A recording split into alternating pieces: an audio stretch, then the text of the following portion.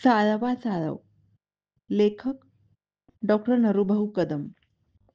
वाचक स्वर डॉक्टर अदिती काळमेघ. गिरणगाव.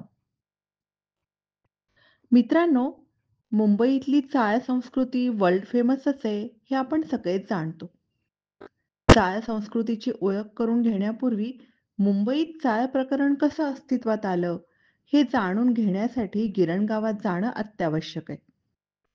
गिरणींचं गाव म्हणजे गिरणगाव अशी या शब्दाची सर्वसाधारण व्युत्पत्ती सांगता येईल. भारतात टेक्सटाईल मिलची मुहूर्तमेढ रोवली आणि त्याचबरोबर या गिरणगावाचीही पायाभरणी झाली. त्यावेळच्या प्रचलित भाषेनुसार या टेक्सटाईल मिलला सोप्या मराठीत गिरणी असं म्हटलं जात असे.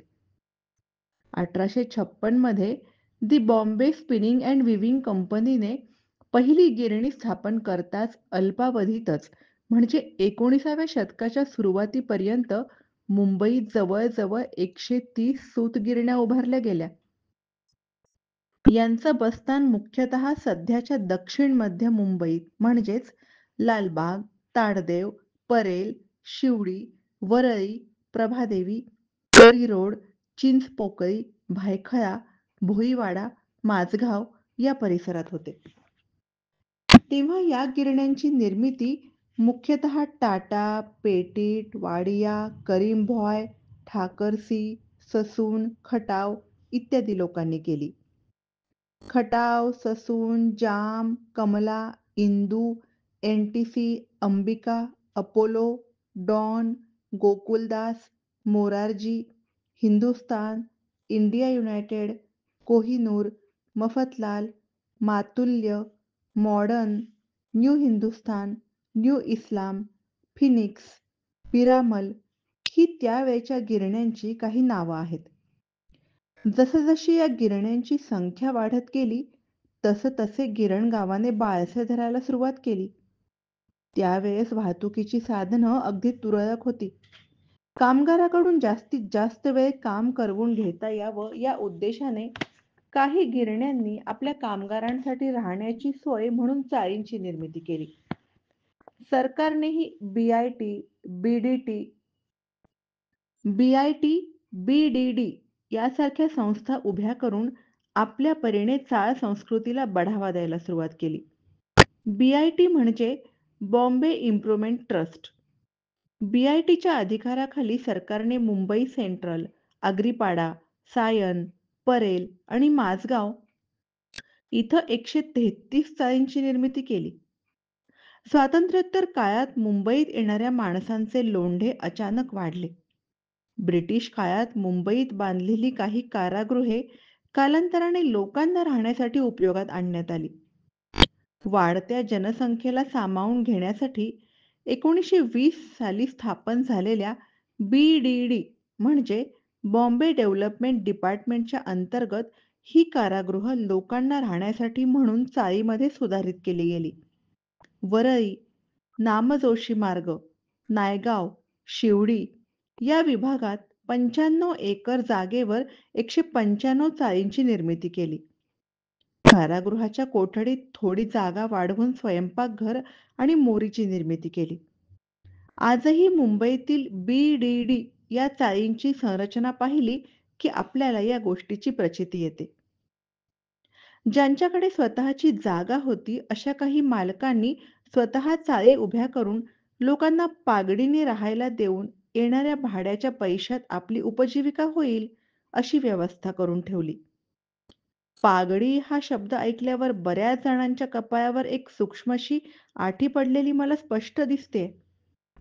थोडक्या शब्दात पागडी समजावून सांगायची म्हणजे काही ठराविक रक्कम मालकाला दिली की त्या जागेची अंशतः मालकी पागडी देणाऱ्या माणसाकडे येते आणि कराराप्रमाणे प्रत्येक महिन्याला ठरलेली रक्कम भाडं म्हणून जागेच्या मालकाला द्यावी लागते.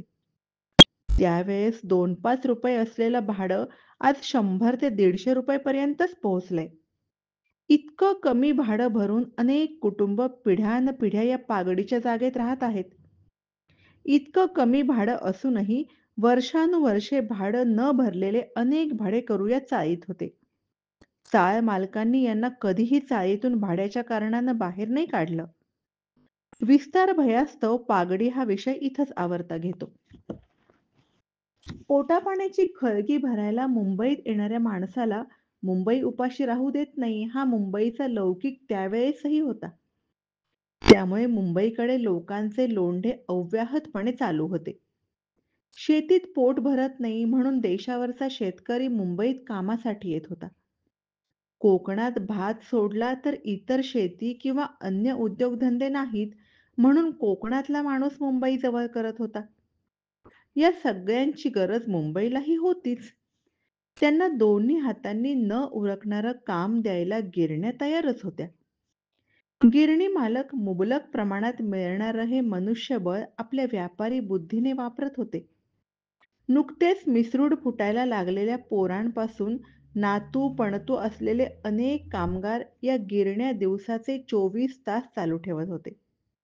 कामगार कायदे तेव्हा फारच बाळबोध स्वरूपात असल्यामुळे कामाच्या वेळा आणि मिळणाऱ्या मेहनताना याचं गणित खूप व्यस्त होतं. मालकांच्या या मनमानी विरुद्ध ब्र काढायची कोणाचीही ताकद नव्हती. गिरणीत येणाऱ्या कापसापासून निरनिराळ्या प्रकारची वस्त्र बनवणं हे काम मुख्यतः या गिरण्यांमध्ये चालत असे. सुरुवातीला प्राण्यांच्या शक्तीचा उपयोग करून चालणाऱ्या गिरण्या हळूहळू वाफेच्या शक्तीवर आणि नंतर विद्युत शक्तीवर चालू लागल्या. गिरणीत आलेल्या कापसावर निरनिराळ्या प्रकारच्या प्रक्रिया करण्यासाठी विशिष्ट प्रकारची स्किल्स असलेले कामगार आवश्यक होते. पुरुषांच्या खांद्याला खांदा लावून अनेक स्त्रिया सुद्धा गिरणीत काम करत होत्या. दिवसभर अंग मोडून करावं लागणारं काम याचा अदमास घेऊन बहुतांश गिरणी कामगार मिलपासून जवळच घर असावं अशी अपेक्षा आणि तरतूद करून मुंबईत राहत होता. भाताच्या उत्पन्नाशिवाय उत्पन्न नसल्याने कोकणातून येणारे चाकरमाने आपला संपूर्ण कुटुंब कबिला घेऊन मुंबईत पोहोचले होते. एकाच खोलीत 3-4 भावांचं अख्खं कुटुंब चाळीत नांदत होतं. देशावरून येणाऱ्या माणसाला शेतीतल्या उत्पन्नाशिवाय अतिरिक्त उत्पन्न हवं होतं म्हणून तो एकटाच मुंबईत पोहोचला होता. या माणसांची सोय करण्यासाठी गावकऱ्यांनी आपापल्या गावाच्या नावाने घरे म्हणजे बैठकीचे गाळे घेऊन मुंबईत पोहोचलेल्या आपल्या गावकऱ्यांची सोय केली होती. उद्योगधंद्याच्या उद्देशाने गुजराती माणूस मुंबईला जवळ करत होता. लोकांच्या पोटाची सोय करायला उडपी आले होते. 12 बलुतेदारातली अनेक बलुतीही आपले नशीब मुंबईच्या मातीत आजमावत होती. विविध भाषा, प्रांत, रूढी परंपरा सांभाळत ही मंडळी आपापसात मिसळायला लागली. 18 पगड जाती आपापल्या संस्कृती सांभाळत मुंबईशी जुळवून घेत होत्या. एकमेकांशी साहचर्य निर्माण होणं ही काळाची आणि मुंबईची गरज होती. खाण्यापिण्याच्या सवयीवरून कायम एकमेकांना नावं ठेवणारी मंडळी आपापसात एकमेकांना सांभाळून घ्यायला लागली. आपापल्या संस्कृतींना जपताना मुंबईची एक नवीनच संस्कृती आकार घेत होती. मुंबईतल्या चाळीत ही संस्कृती हळूहळू झिरपत होती. अनेक जाती धर्माच्या संस्कृती गळ्यात गळा घालून विविधतेतून एकता दाखवू लागल्या आणि यातून निर्माण झाली एक अनोखी चाळ संस्कृती. एकमेकांच्या सुखदुःखात एकमेकांना साथ देणारी, एकमेकांना धरून ठेवणारी. घरात घडणारी प्रत्येक गोष्ट खुली किताब असली तरी त्यातल्या पानावरचा मजकूर झाकून ठेवणारी. मुंबई वगळता जगाच्या पाठीवर कुठंच पाहायला मिळणार नाही अशी ही चाळ संस्कृती. मुंबईच्या गिरण्यामध्ये काम करणाऱ्या कामगारांच्या न संपणाऱ्या अनेक समस्या होत्या. मालकांच्या मनमानीने अव्वाच्या सव्वा कामाचे तास, कामाच्या मानाने मिळणारं तुटपुंज वेतन आणि दिवसभर फक्त कापसाच्या गठड्यांशी मारामारी. हे करत असताना कामगारांचे फारच हाल होत होते. काम करताना उडणारे कापसाचे तंतू नाकातून फुफ्फुसात शिरून श्वसन मार्गाचे क्षयासारखे भयानक आजार निर्माण करत होते. गिरणी मालकांनी बांधलेली घरं म्हणजे कोंडवाडे होते. सूर्याच्या प्रकाशाला सुद्धा या चाळीत शिरायला वाव नव्हता अशी यांची रचना होती. सूर्यप्रकाशाची ही गत तर वायुविजनाबद्दल न बोललेलंच बरं. सार्वजनिक नळ होते पण या नळाला पाणी कधी येईल याची कुंडली ज्योतिषाला देखील मांडता येत नव्हती. या सगळ्या विपरीत परिस्थितीशी हा कामगार अविरत झगडत होता. गिरणी मालकांच्या विरोधात बोलण्यासाठी कुठेही कामगार संघटना जवळजवळ नव्हतीच, किंवा असली तरी फक्त एखाद्या मिलपुरतीच मर्यादित होती. असा आवाज उठवण्याची कोणी हिंमत केली तर त्याची पद्धतशीर मुस्कटदाबी केली जात होती. पण अशाही परिस्थितीवर मात करून चाळकरी मंडळी येणारे पुढचे दिवस चांगले येतील या आशेवर आला दिवस पुढे ढकलत होती. म्हणतात ना, कोंबडं झाकलं म्हणून उजडायचं राहत नाही, आणि रात्रीच्या अंधारानंतर सूर्यप्रकाश येणारच. काळ हळूहळू पुढे जाऊ लागला. गिरणी कामगारांसाठी निरनिराळे कामगार कायदे बनू लागले. बदलत्या कायद्यानुसार यांच्या कामाच्या परिस्थितीत सुधारणा होऊ लागली. त्याबरोबरच मुंबईची परिस्थिती सुद्धा सुधारू लागली. गिरणगावाने आता चांगलेच बाळसे धरले होते. प्राप्त परिस्थितीला स्वीकारून पुढे जाणे हा मुंबईचा स्थायी भाव बनला होता. आणि मुंबई कधीही कोणत्याही गोष्टीसाठी थांबत नाही, हा नवीन लौकिक मुंबईने तेव्हापासूनच अंगीकारला होता. मुंबईने या 18 पगड जातीच्या लोकांना आपल्या उदरात सामावून त्यांना माणसाळवलं होतं. पर्यायाने गिरणी कामगारांची आर्थिक स्थिती सुधारायला लागली. त्यांचे कामाचे तास कायद्यानुसार कमी झाले. वेळच्या वेळी बोनस, पेन्शन, ग्रॅच्युइटी इत्यादी गोष्टी मिळू लागल्या. चाळीतील चाळकऱ्यांचं राहणीमान बदललं. बदललेल्या परिस्थितीशी आणि मुंबईशी त्यांनी जुळवून घेतलं. कामगार संघटना बाळसे धरू लागल्या. त्यांचा आवाज वाढू लागला. कामगार संघटनांनी आपल्या एकीच्या जोरावर मालक वर्गावर चांगलीच दहशत बसवली. गिरणीच्या बाबत जी गोष्ट घडत होती, तीच गोष्ट इतरही कामगार आस्थापनांमध्ये घडत होती. कामगारांवर होणारे अत्याचार हा सगळ्याच औद्योगिक विस्ताराचा अविभाज्य भाग होता. कामगारांना त्यांचा हक्क मिळणे म्हणजे आपल्या फायद्यातला तोटा, असं गणित सगळीकडे मांडलं जात होतं. कामगारांची कोणतीही मागणी पूर्ण करणं मालकांच्या जीवावर येत होतं. या सगळ्याला वाचा फोडण्यासाठी चांगला अभ्यासू कामगार प्रतिनिधी तयार होण्याची अत्यंत गरज होती. कामगारांची बाजू मालकांसमोर ठणकावून सांगणारा नेता या गिरणी कामगारांना हवा होता. त्याच वेळी प्रीमियर ऑटोमोबाईलमध्ये डॉक्टर दत्ता सामंत यांनी असहकार आणि आंदोलनाचं शस्त्र उगारून प्रीमियरच्या कामगारांना घसघशीत वेतनवाढ आणि हक्काचा बोनस मिळवून दिला. गिरणी कामगारांना आशेचा नवा किरण दिसू लागला होता. डॉक्टर दत्ता सामंतांनी प्रीमियरच्या कामगारांना ज्याप्रमाणे वेतनवाढ मिळवून दिली, त्याचप्रमाणे आपल्यालाही वेतनवाढ आणि बोनस मिळेल या अपेक्षेने गिरणी कामगारांनी दत्ता सामंतांना आपला नेता म्हणून एकमुखाने मान्य केलं.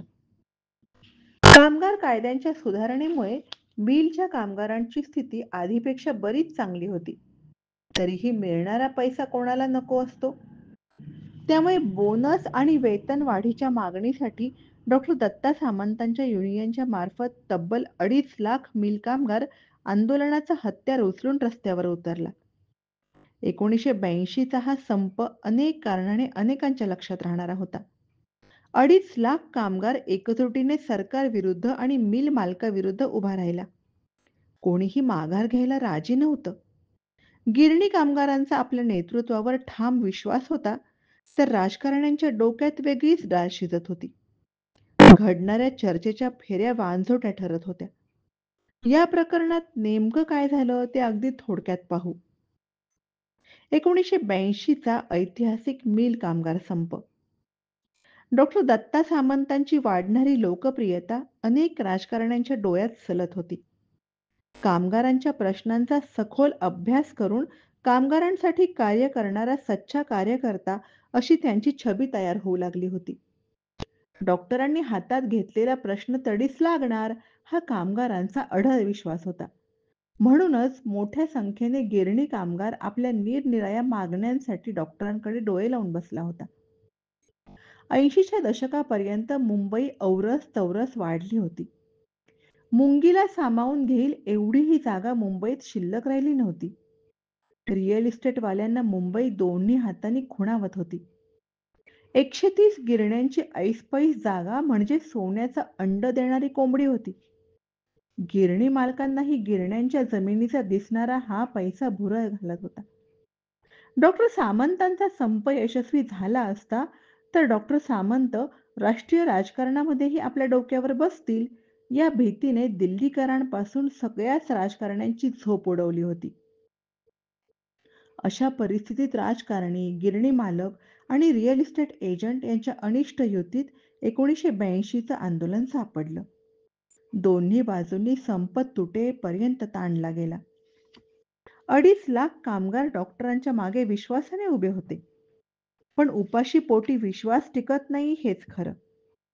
हळूहळू कामगारांच्या संयमाचा बांध तुटू लागला. काही दिवसातच संप मिटेल आणि गिरण्या पुन्हा एकदा भोंगे वाजवायला लागतील, या आशेवर असलेले गिरणी कामगार पोटाची खळगी भरण्यासाठी पुन्हा गावाकडे गेला. काही जणांनी सवय नसतानाही इतर उद्योगधंदे सुरू केले. काहींनी तर चक्क हातगाडी ढकलून संसाराचा गाडा ढकलायचाही प्रयत्न केला. तब्बल 18.5 महिने उलटून गेल्यानंतर 80 गिरण्या बंद होऊन 1.5 लाख गिरणी कामगारांच्या रोजीवर गंडांतर आलं. आणि संपूर्ण जगाच्या इतिहासातला सगळ्यात दीर्घकाळ चालणारा आणि सगळ्यात जास्त कामगारांचा सहभाग असणारा संप संपला. मुंबईतल्या गिरण्यांनी गुजरातसारख्या इतर शहरांचा आसरा घेतला. मुंबईतला गिरणी कामगार या संपात अखेर संपला. गिरणी कामगारांबरोबर मुंबईची शान असलेली चाळ संस्कृती नामशेष व्हायला सुरुवात झाली. हळूहळू मुंबईच्या चाळ संस्कृतीची ओळख धूसर व्हायला लागली. मुंबई नवीन शृंगार लेवून नव्या रूपात रुजू लागली, सजू लागली. या सगळ्या इतिहासाकडे मागे वळून पाहता चाळकऱ्यांच्या हृदयात नकळत एक सळ येते.